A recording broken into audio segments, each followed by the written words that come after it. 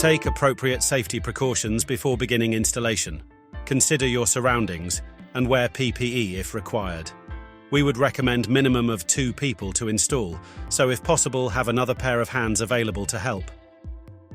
For this installation, you will require the following tools. We recommend using our wind-out lugs to aid installation of your door as an alternative to fitting shims to secure your door in the aperture.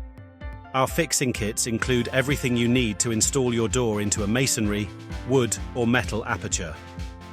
Whilst unpacking your door, locate the box of compulsory items included with your door. These will include the door seal, frame caps, and stickers if purchased. Before installing, check your aperture measurements are suitable for the door. Open your door by pushing the push bar. When fitting the door, you can either use a windbag to hold the door leaf in place, or remove the door leaf and just fit the frame into place. Screw the wind-out lugs into the fixing points on the exterior of the frame. Position the frame in the opening. If our stock door size isn't perfectly suited to your opening, infill panels are available to bridge the gap. For more information, see our how-to video on infill panels or visit our website. Use the included Allen key to secure the frame to the door aperture. Check that the frame is sitting plumb horizontally and vertically, using a spirit level across the threshold. Use fitting shims to lift up either side of the frame if necessary. Using the fixing plate holes as guides to fix your door in place. Our fixing kit includes masonry, wood and metal fixings. If fitting into brick, use the wall plugs and fixings provided. If fitting into wood or metal, pilot drill holes for the fixings and then screw in, leaving a bit of play. Pre-check that the frame is still plumb vertically on the hinge side and fully tighten the fixings.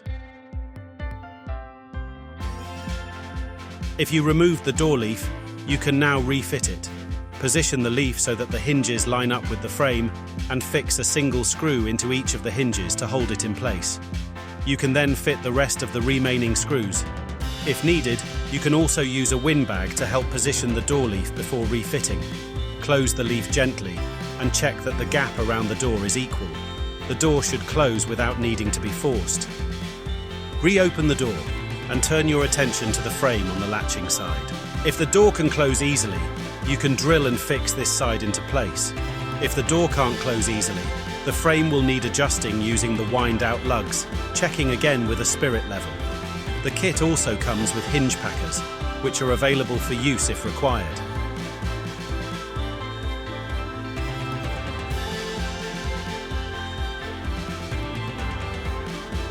It may be that the chute bolts need adjusting, which can be made longer or shorter by screwing and unscrewing them.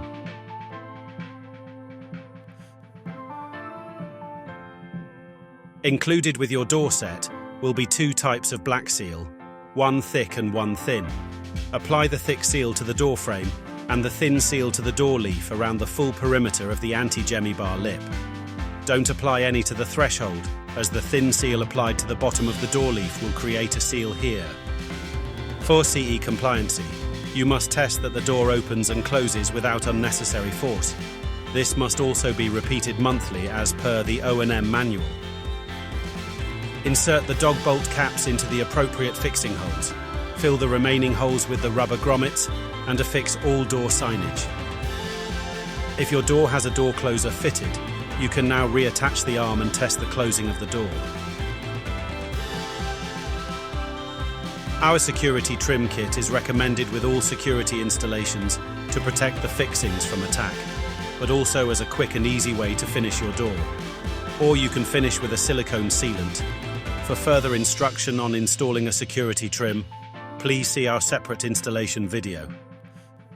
If you also wish to use your Lathams fire exit door as an entrance, you will need to install a compatible Exidor outer access device. For more information, please see our